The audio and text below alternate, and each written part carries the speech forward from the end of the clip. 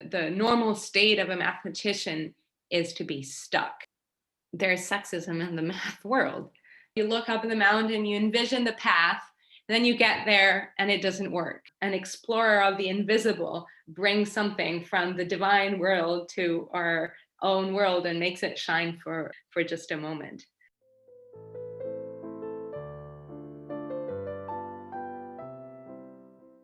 Welcome to Math-Life Balance.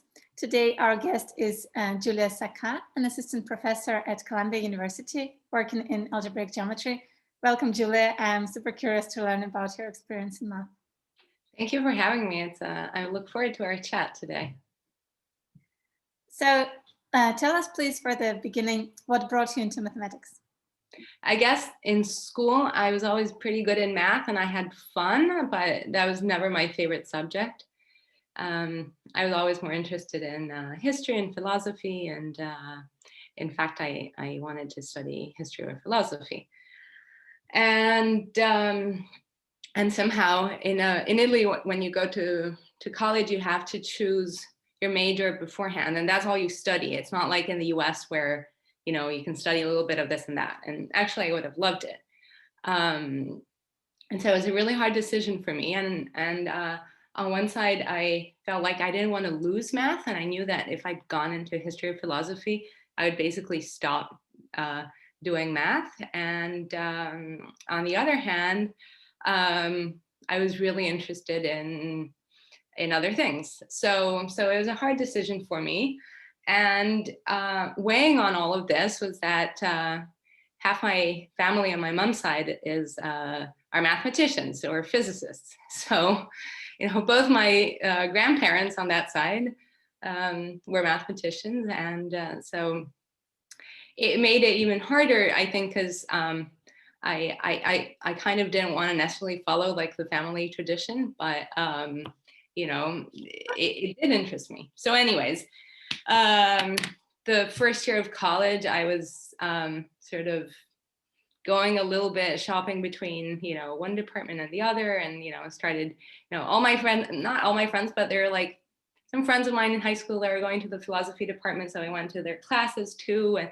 And so that first year was kind of a little troubled. And I must say that I was not that interested in the math, the first year math that we did, like calculus. There's some numerics analysis. And of course, there's linear algebra. And it was only later on that I thought, oh, wow, math is really cool. And I remember the moment, and we were studying, I forget which class it was.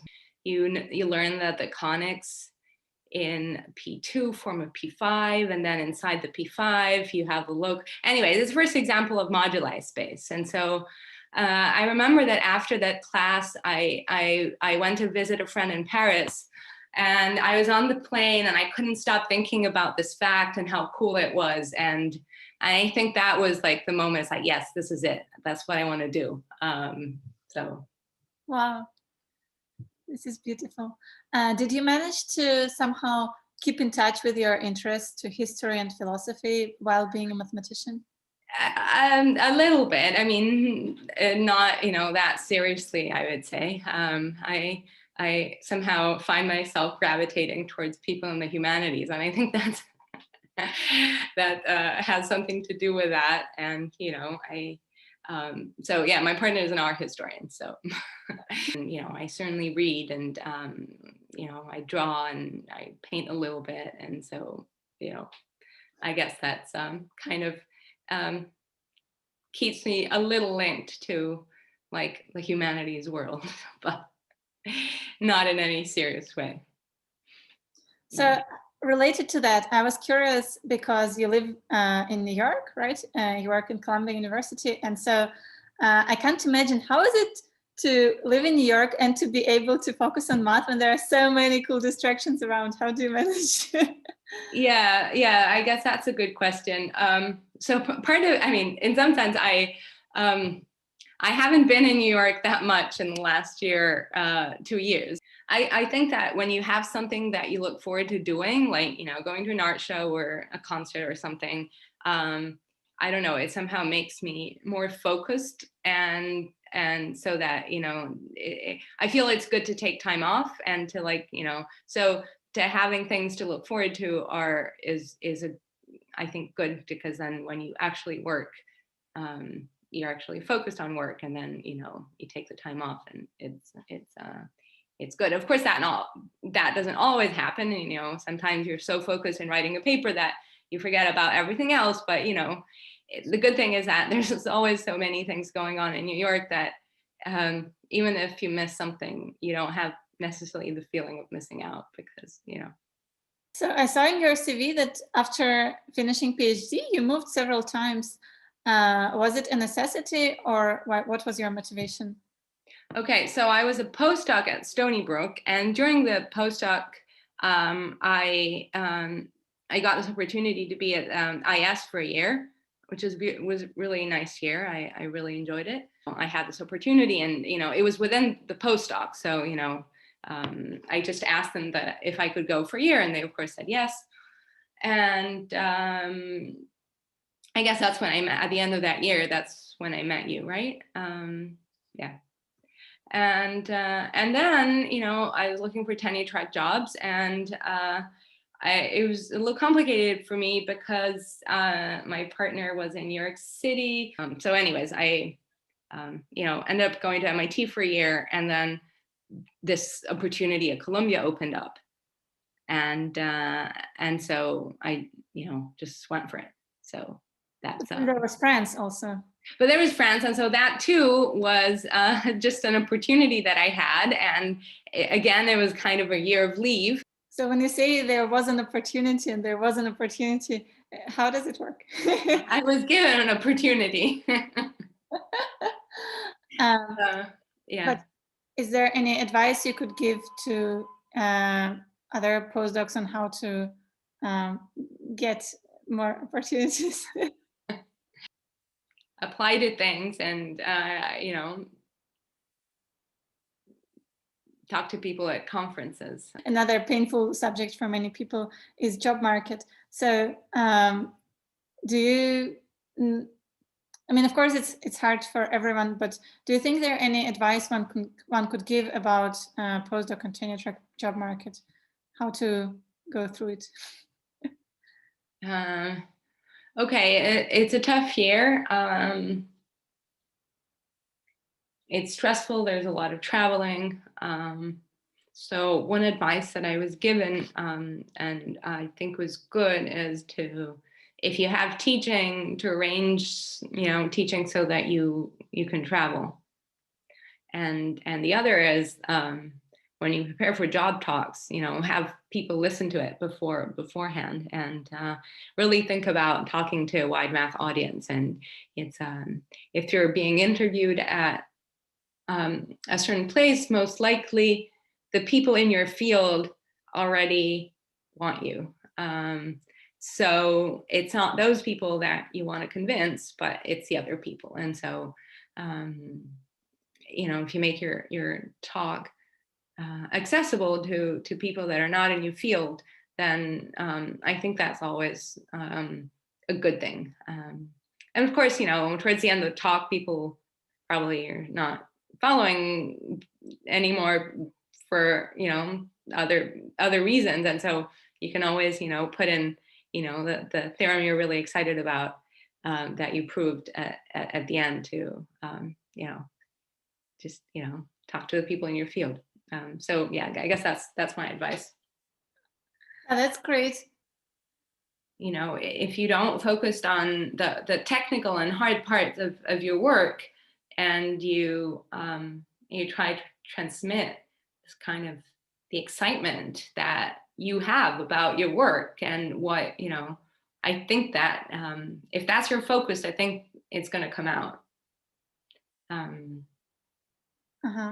So you have a lot of experience with talks. How do you feel when giving a math talk, actually? You said it's important to share the excitement. So do you actually feel excited when you give a talk, or it's more anxiety? Or I think I do, yes. And I think that makes it sometimes a whole experience, you know, if you're giving too many talks, a little draining. But I do, and I think that's. I remember when I gave my first talk at Banff. I was a grad student, and I was terrified. I was absolutely terrified, and during the talk. Okay, then I gave my talk and, went fine. And afterwards, someone in the audience said, "Oh, you look really confident." And I thought, oh, wow, I can't believe that, because I was dying inside. And but I think the important thing is, if you focus on math, the rest goes away to some extent. Of course, there's always a scary person in the audience or something.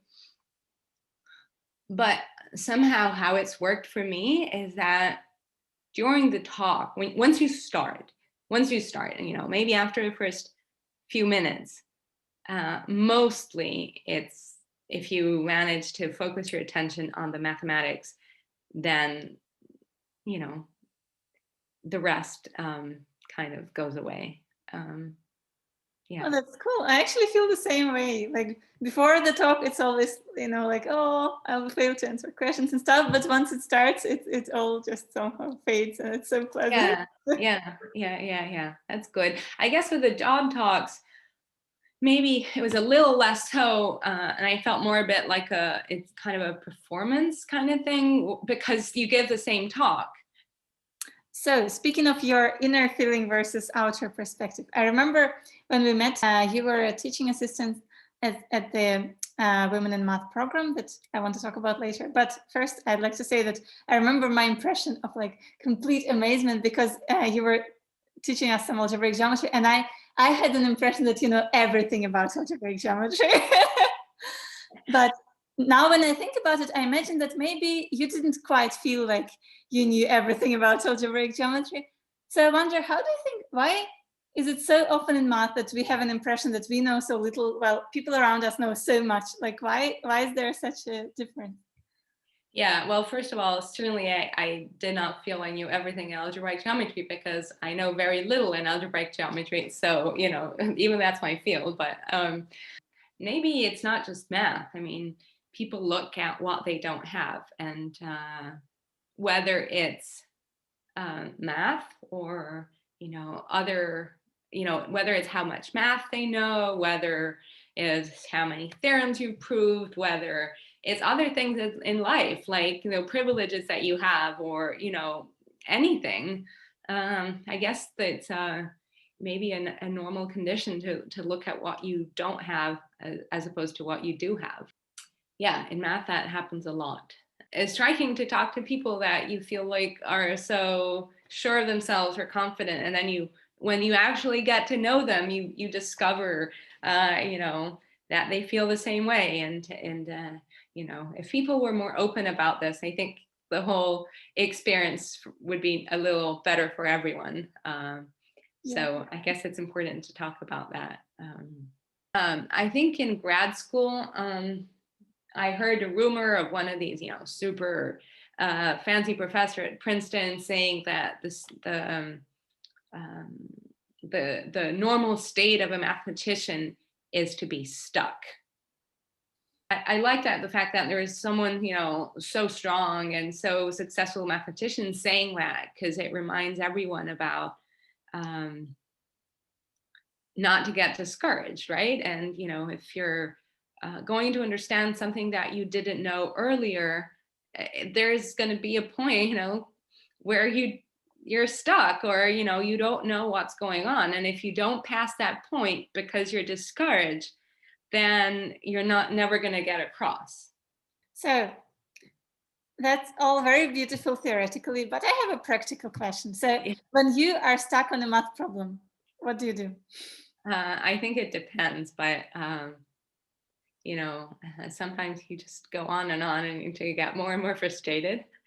And then sometimes you take a break, and then, I agree with that's all very beautiful and abstract. So in practice, the reason why I'm saying it is that I'm saying it to myself too, right? Again, sometimes it's easy to get like really obsessed with something that you want to do it, you want to do it now, and it's not always productive. I guess my grandmother, who, as I mentioned earlier, was a mathematician, she used to say that she had 5 kids, so she was busy, and she said that sometimes like you're doing something else and your brain keeps working on the problem, and kind of with almost no effort, you find you're doing something else, and like you have the epiphany of, how can one have 5 kids and do math? How is it possible? well, there are examples, and so. Is there something you learned from your grandparents about doing math? Oh, I didn't meet my grandfather, but my grandmother, I think in general, I think she was just very, I would say, intellectually honest, and towards the end of her life, she was more interested in other things in math, and she was very concerned with environment and biodiversity, and she was studying all these things, and I always admired her tenacity and her willpower and diving into new things. Yeah.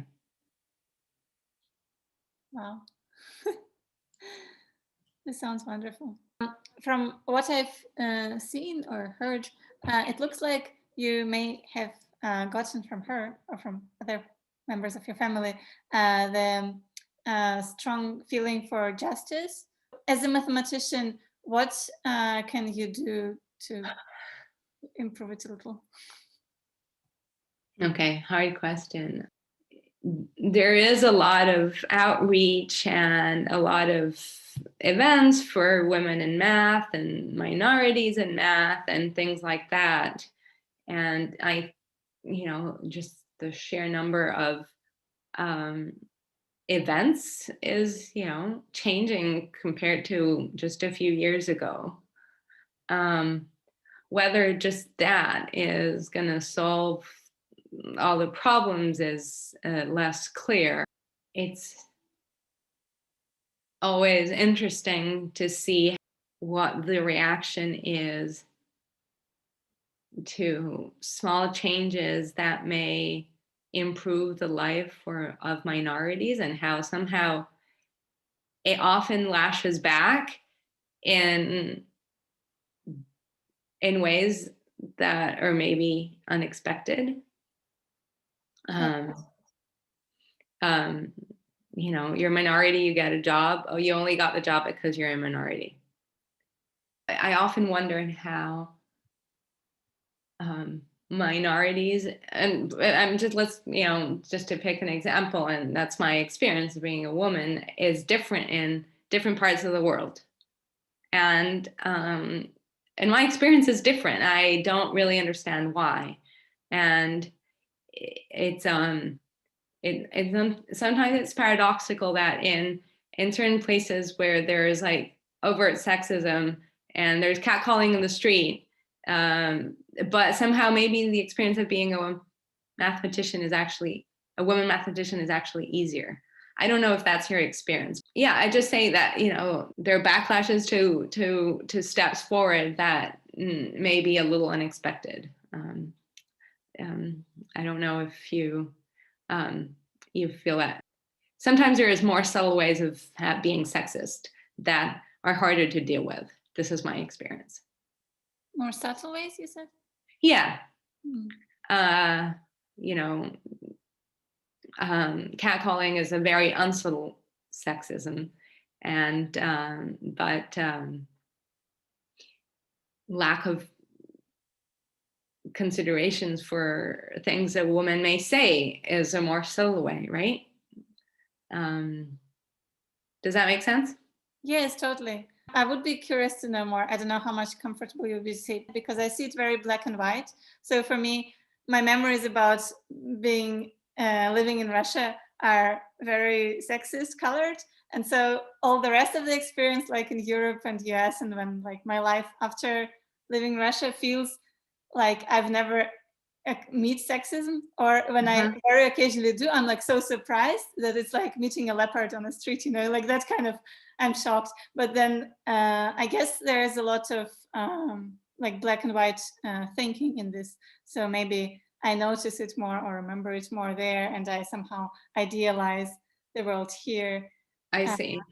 So you mentioned about different ways to reacting for someone from minority getting a job. So I wonder, for you personally, did you have to struggle with imposter syndrome when getting opportunities as a woman? Yes.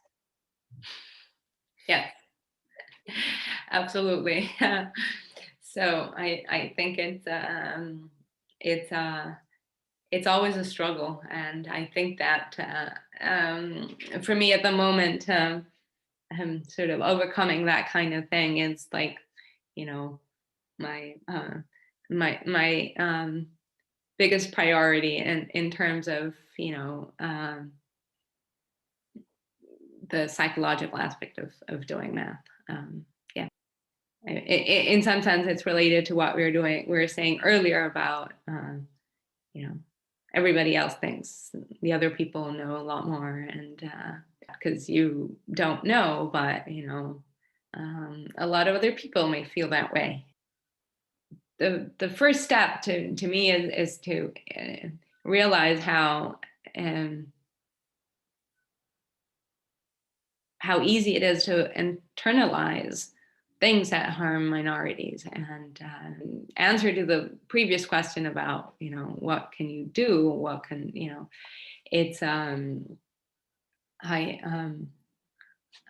think like I feel like at the same time I'm, you know, working to get over my own imposter syndrome, but I'm also struggling to understand how I can contribute to imposter syndrome for other people, and I think it's an important reflection to have, and, you know, especially as, you know, people get older and have more responsibility. Is there anything you could maybe say to other people in minorities who also struggle with this, you know, problem of getting opportunities and believing you don't deserve them and so on? For me, having a small network of people that are on your side is helps. And of course, the issue is that it's not always easy to find such network, and so I think it's important to, if you have people that you trust, to open yourself up. I mean, of course, saying, you know, if you got, you know, just saying things that people usually say, or, you know, you wouldn't have gotten the job because otherwise, you know, that's, I mean, you know, people can repeat that thing, but of course you have to feel it inside. So I don't want to repeat that again, because sometimes I feel like, okay, yes, thank you. It's not very useful. And also I would say that having you know, nice things that you do outside of the department just helps you just as a general human being, and so it helps your, you know, well-being also in the department. So I guess that would be my advice. Maybe I could say one thought that has been helping me recently on this topic, because I'm guilty of having said many times that, oh, I get this and that opportunity because of my gender or because of my background or something. And I realized only recently that it is actually very unfair to say and think so towards the people in all the committees, like hiring committees, organizing committees and stuff, that every time we say this, and I heard other women in math say that often too, we diminish the work that people put into choosing applicants and choosing people to give opportunities with. And if it was just as simple as to tick the like box, gender, female, great, that's it here, then I think it would be much easier for them. So since it happens that we like younger people are not in the position to be in the committees yet. They don't know how much work is it. But now when my slightly older friends get to complain to me how much time and effort they spent in the committees, I realize that it's unfair to diminish that effort, right? That's true. That's absolutely true. Yes. And in fact, I don't think it happens often that, someone is taken only for being part of a minority. And it's the tricky thing is that, it's impossible to order linearly, a bunch of candidates in different fields, even in the same field, right? I mean, how can you order them? I mean, maybe it's clear that, a bunch of people are much better than another bunch, but maybe not. And even, within these little subgroups is, how do you do that? And there's so many different criteria that you could have that give different ordering. And so it's, once you have a selected group of 10 people, what criteria you use to pick that to say this is number 1, 2, and 3, or this is number 1, 2, and 3, just a little random. And, it's not that, mostly they're all equivalent at the end, the top candidates that you're on your short list. So it's unfortunate that then people think, oh, if I was chosen, then it was only because of that. No, you were, there at the top, and together with a bunch of other people. And so and people read the files and take time, as you were saying. So I agree with what you're saying. It's easy to forget about that, though, when you're put on the spot. Yeah, that's true. So I wonder,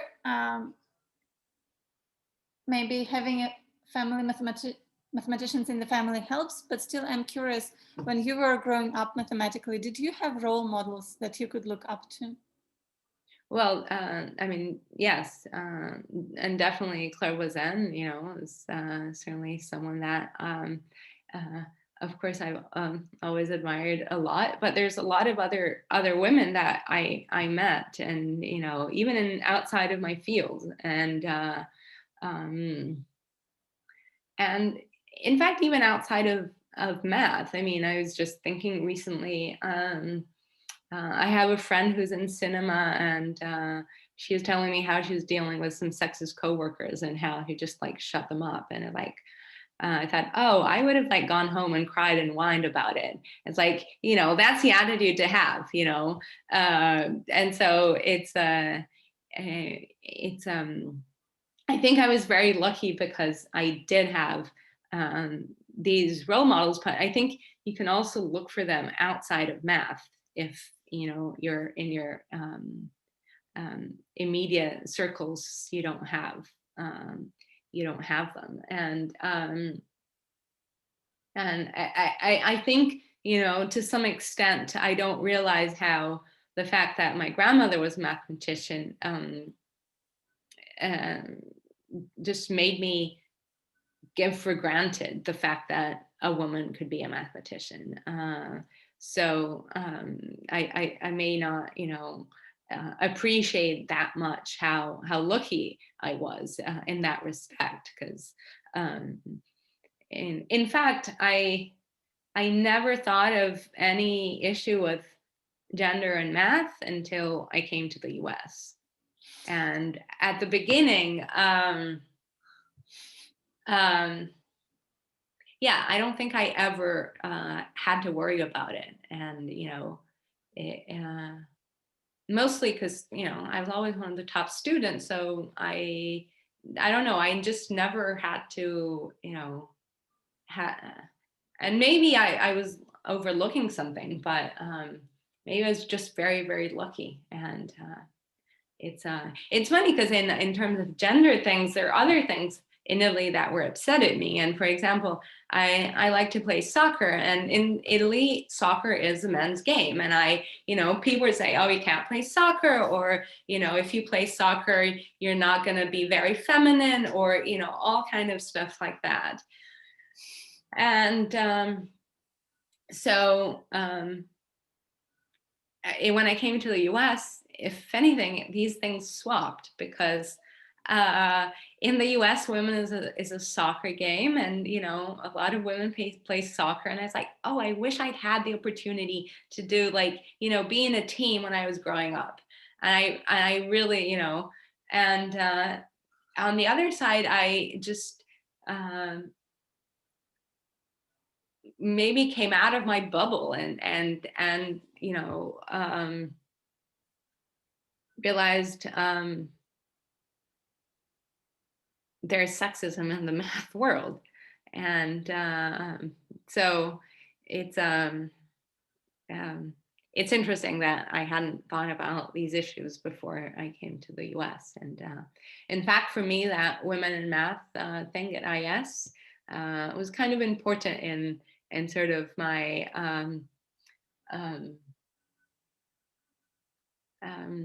even in realizing how important this kind of event may be.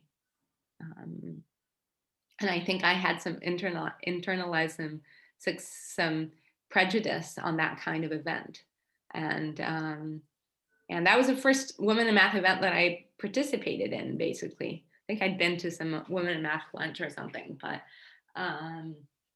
so I think I had pretty much internalized, like, the sort of, condescending attitude towards this kind of event. And I was surprised at how great the event was. And, mathematically, there is no, compromise. It's just like, any other event, except that it was for women in math, and there are all these, like, brilliant students. I mean, you and there's, like, now I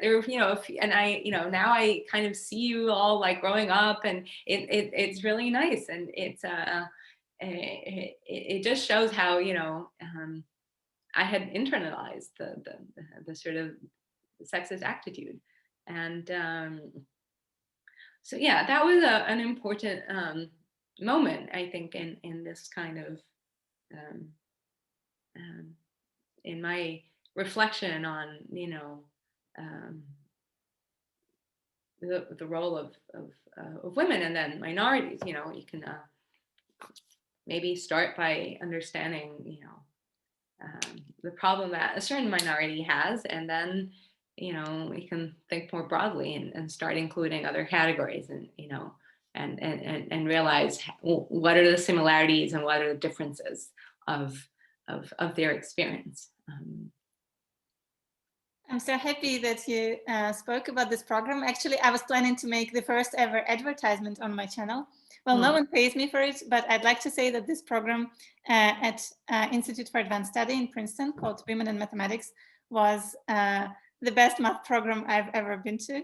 So I highly recommend it to everyone. And in my opinion, so I was also,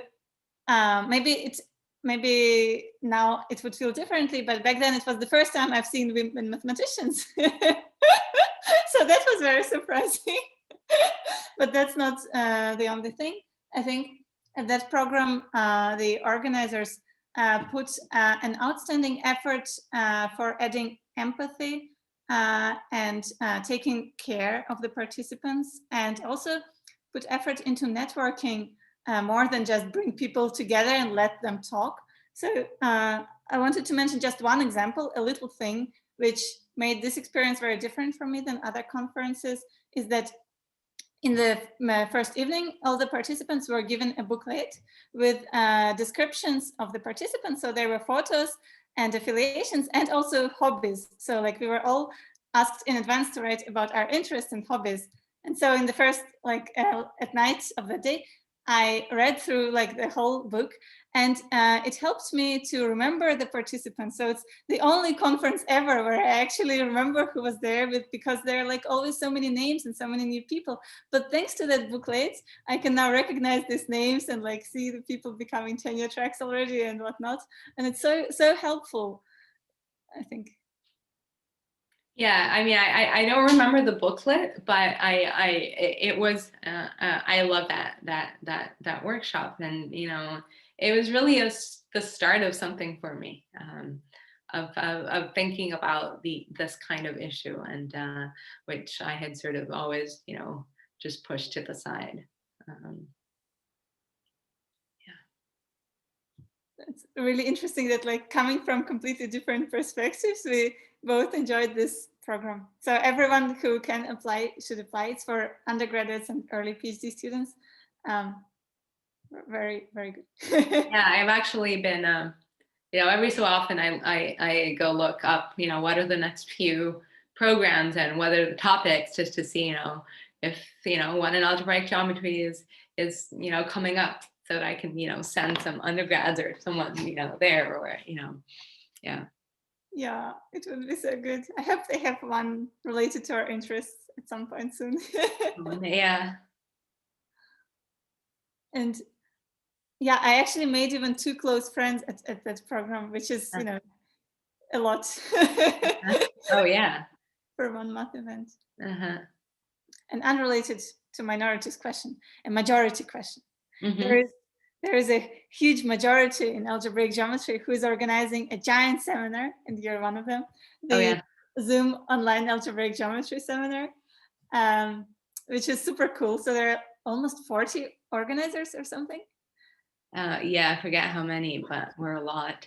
Well, an incredible amount of organizers. The seminar runs twice a week, and the next 1 year of slots are already taken for the talks. So that's super cool. Thank you very much for doing it. The bulk of the organization is done by 2 people who are doing an amazing work, which are Vanya Chelsov and Jesus Martinez Garcia. And they're doing like the majority of the work, I should say. And we're suggesting speakers and we're hosting every so often, but they're really the people to thank, I would say. So I was wondering, will the seminar survive after pandemic?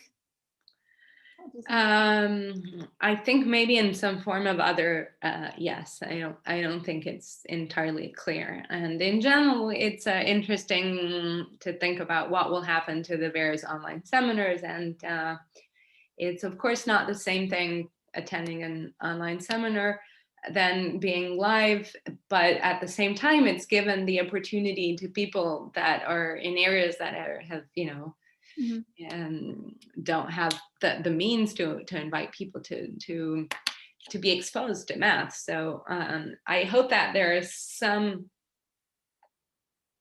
online seminars that are going to go on, and of course I look forward to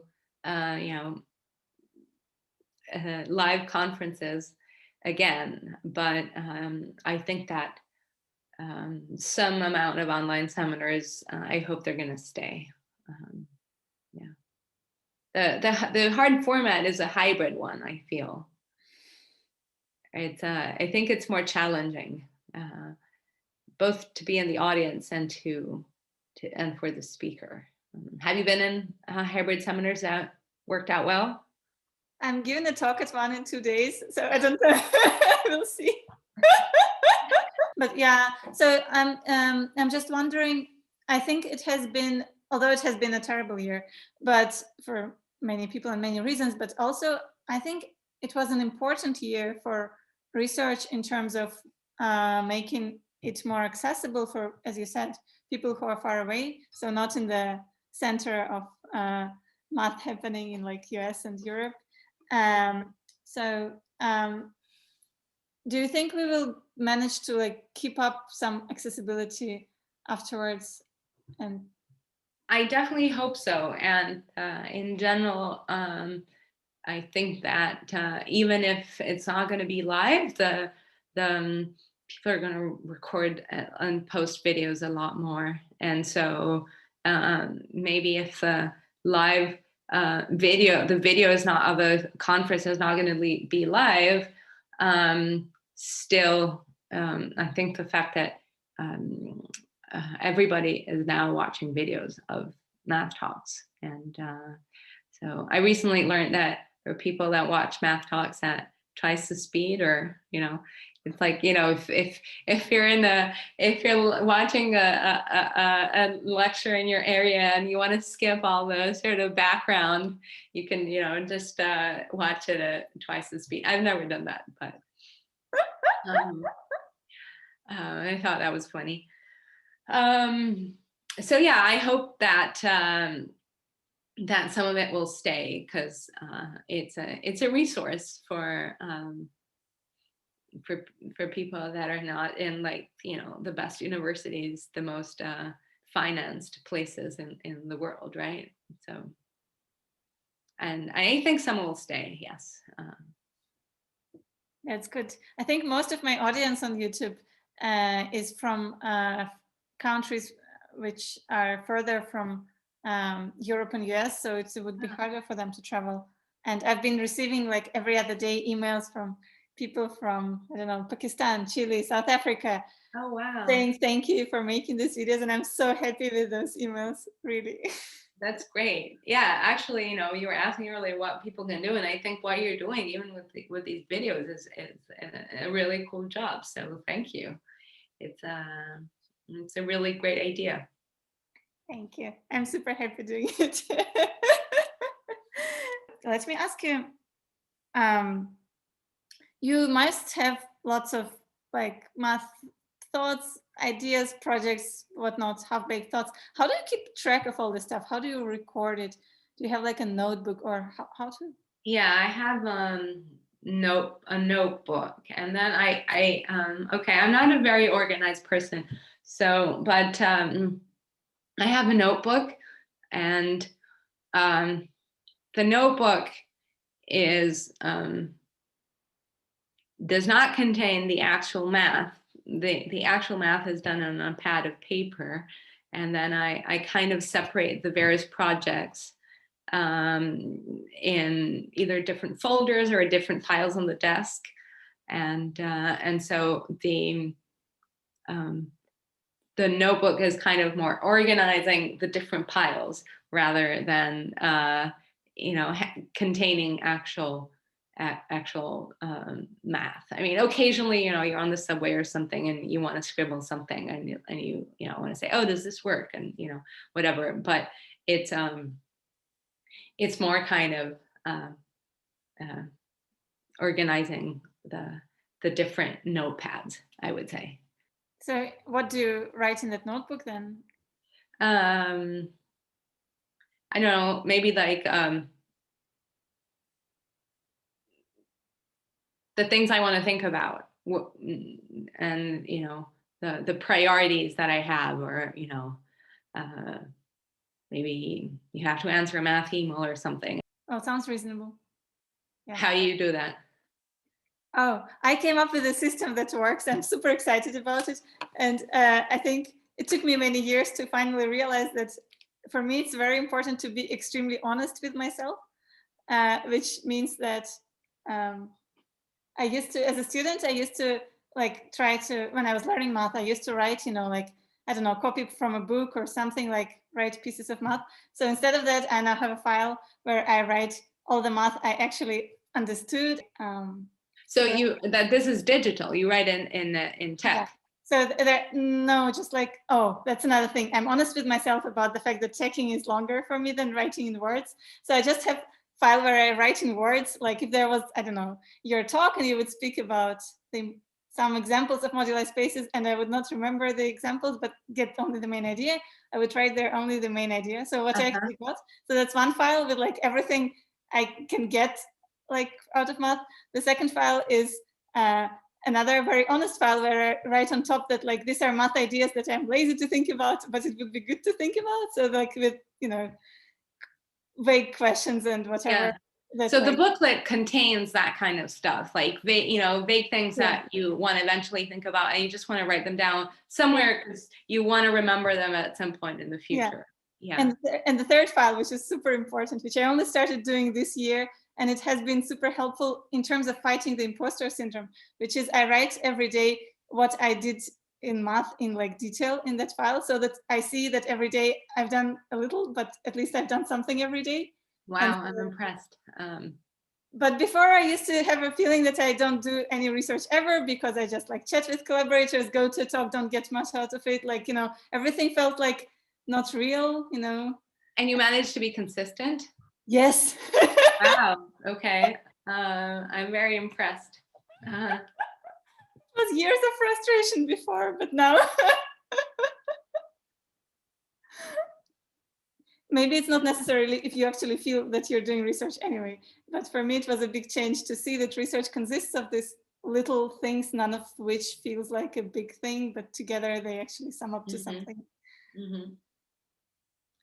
Cool. Yeah, I'm impressed that you can be consistent, because like when I start things like that, I last a week.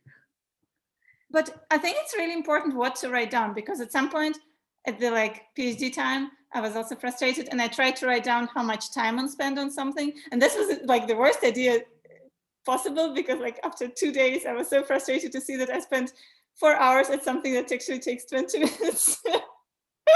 Yeah, I think it's important to be indulgent with yourself about, if of course everything is easy once you understand it, right? So it's important to not worry about that. Yeah, and also writing to-do lists has a painful side effect, I think, that you try to just cross it out instead of enjoying the process. So it's important what to write down to be consistent, I think. Yeah, that's a very good point. Yeah. The other interesting point is that you said that it takes you less to write it down than to tech it. And it's the same for me. And I now know how that the thinking part for me has to be on pen and paper, and if I'm writing something down and I hadn't thought about a certain passage or detail or something, it's rather than thinking about it on the spot, it's always easier for me to get back to pen and paper, work it out, and then write it down, and that saves me a lot of time, because I didn't used to do that, and I just got kind of frustrated and stuck, and then it works better for me to go back to pen and paper. And yeah, I totally agree. I open tech when I know what I want to write there. Yeah. And close it when I don't. Yeah, exactly. Yeah. Yeah. I was also curious, does music ever help you with math, or is it somehow related for you? Sometimes, and it depends the kind of music. It has to be music that I know very well, and it has to be, for example, classical music is good, but not all classical music is good. Like Bach, I can't work with Bach, and so it's a little tricky to find something that works well. And also depends what kind of thing you're doing. Are you just writing down the notes that you have already handwritten, and you just need to focus and get that thing done? Or are you actually doing math and thinking about stuff? So usually when I actually think about stuff, I don't listen to music. But if I'm editing a paper and it's just something I have to get done, and I want to be doing something else, and having the music in the background actually does help. And maybe this is a little embarrassing, but one kind of music that helps me a lot is the soundtracks of the Miyazaki movies. Wow. So I just find that really really good to do to do editing and writing up the things that I already know what I want to write about. That's very specific. Yeah, very specific. Yeah. Cool. I should try. Yeah. You can look at the soundtrack of Spirited Away. That's a good start. I was actually wondering whether it has ever happened to you that you were, I don't know, watching a movie or reading a book, and something that has you recognized your feeling about math or research in that art piece? Yes. There are 2 or 3 recent examples, and 2 are books by mountaineers and climbers. And one is by this Italian alpinist, Walter Bonatti, who was like a major climber, and he described how he was going up the north side of the Matterhorn in the winter and solo. Anyways, so there's a lot of analogies with between climbing and math. I feel like you can go up by brute force, or you can look up and decide for a smart way to go up. You can also from down, you look up in the mountain, you envision the path, then you get there and it doesn't work, and then you have to go back, or sometimes you just have a gut feeling and you go that way, even though it's not maybe intuitively the most natural thing to go, and somehow it works. And so that's one. And he wrote a lot of books, and they're very interesting, and it's the analogies, I think, I just, they're throughout the book, in my opinion. And also in another book about mountain is by Lionel Terray. I think that's how you pronounce his name. And the book is called The Conquerors of the Useless. It's in French. And again, it's why do you want to climb a mountain? Why do you want to prove a theorem? It's useless for, what is a practical application? And, the answer is that you don't need an answer. And you do it for the sake of doing it. And so I think that, just even the title of the book, The Conquerors of the Useless, is I think is really close to math. And another example, last spring, was I was reading Proust, and again, I should find the actual quote, because again, the analogy is the metaphor is that of exploration, and you're exploring a territory. And that's sometimes how I feel when you do math. Sometimes you're after something specific and you really want to prove that.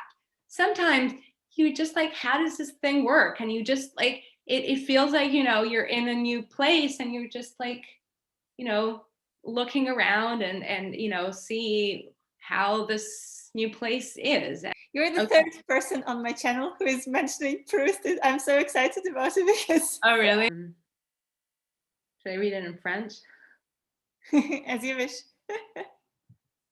Okay, let's try it. If it's too bad, we're gonna cut it.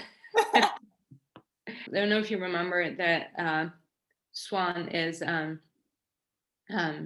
has this lover, and they have this this piece of music that they okay. And so he says, Swann n'avait donc pas tort de croire que la phrase de la sonate existait réellement. Certes, humaine à ses points de vue, elle appartenait pourtant à un ordre de créatures surnaturelles et que nous n'avons jamais vu. mais que, malgré cela, nous reconnaissons avec ravissement quand quelques explorateurs de l'invisible arrivent à en capter une, à l'amener du monde devant où il a accès, briller quelques instants au-dessus d'une autre. Okay, so I don't think my French was intelligible, but he's saying he was right in realize he was not wrong in believing that phrase, that musical phrase, existed really. So this musical phrase, and of course I'm thinking about math, belonged to those overnatural, how do you say that in English, unnatural creatures that you've never seen, but that you recognize as soon as explorateur de l'invisible, explorer of the invisible, manages to capture one and to bring it from the divine world he has access to, and he brings it and makes it shine for a little bit in our own world. When I read that, I immediately thought about math, and it's things that for certain people are, what is it, but for us, it's really some day-to-day object that you feel very close to, and it's the kind of excitement that ravissement that you have when you actually do understand something, and this is like this thing where you're an explorer of the invisible, brings something from the divine world to our own world and makes it shine for just a moment. I read that and I thought, oh, this is math. Yeah, this is my dream answer. I love it so much.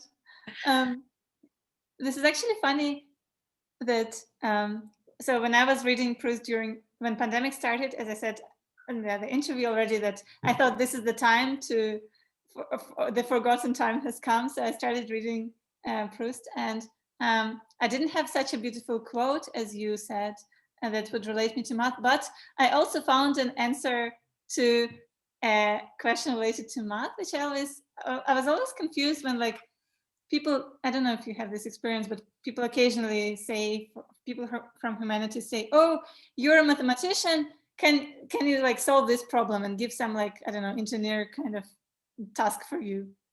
And I always feel uncomfortable when people ask me to solve their problem.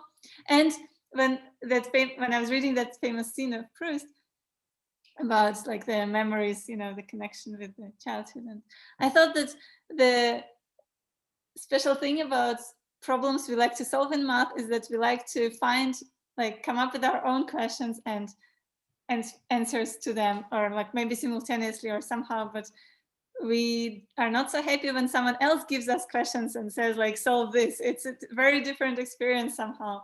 And there he finds answers to unasked questions. And I thought that is related to math. Yeah, absolutely. Yeah. And, it depends, some people like to think about solving things that other people can't do that. And I think, or it's, but you can also just want to answer your own questions. And yes, that's one of the great things about math, right? Is that you answer your own questions. Maybe what I was trying to formulate is that in math, we quite often have a situation where we see an answer and then we realize what the question was.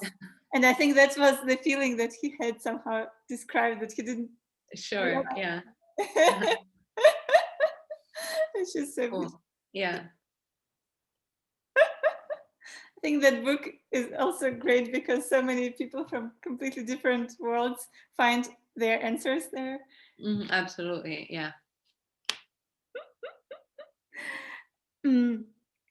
Giulia, let me ask you the last question. Mm-hmm. It's a very serious one. Are you ready? Somehow I expect it to not be very serious for this sort of. Well, this one is different. I heard that you're an awesome cook besides being a mathematician. Oh. Yeah. So tell us, what's your favorite dish to cook? What is my favorite dish to cook? I guess one thing I particularly enjoy cooking is things from my, I've spent all my summers since I was growing up in this little town, northern Italy on the coast on the border with France. And there's a lot of local dishes and that I usually only eat there. And even in Rome, like, you know, they're either not known or, you know, just don't do them. And I like doing them in the US. I like bringing a little bit of that thing here. Mostly, you know, savory tarts of some sorts or other. And, you know, the prime ingredients are not the same, so they don't come out as well.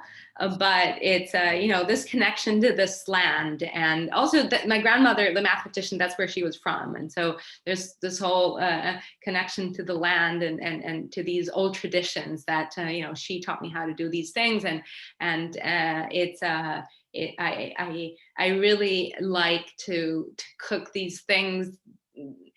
You know, there maybe in that region are different from town to town. And, you know, I just like them doing it here, you know, so far away from there, but it just makes me feel a little more grounded, a little more, you know, at home, you know, and just connected to my roots.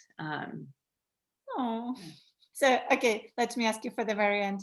What's your wish for young mathematicians? My wish for young mathematicians? That's a hard question. Just any wish. I think it's that people learn to be more inclusive in the workplace. Yeah, math is hard for many reasons. You don't have to add layers of hardship by, you know, social constructs and stuff like that. So I hope that, you know, young mathematicians don't have to deal with extra issues that should not be there.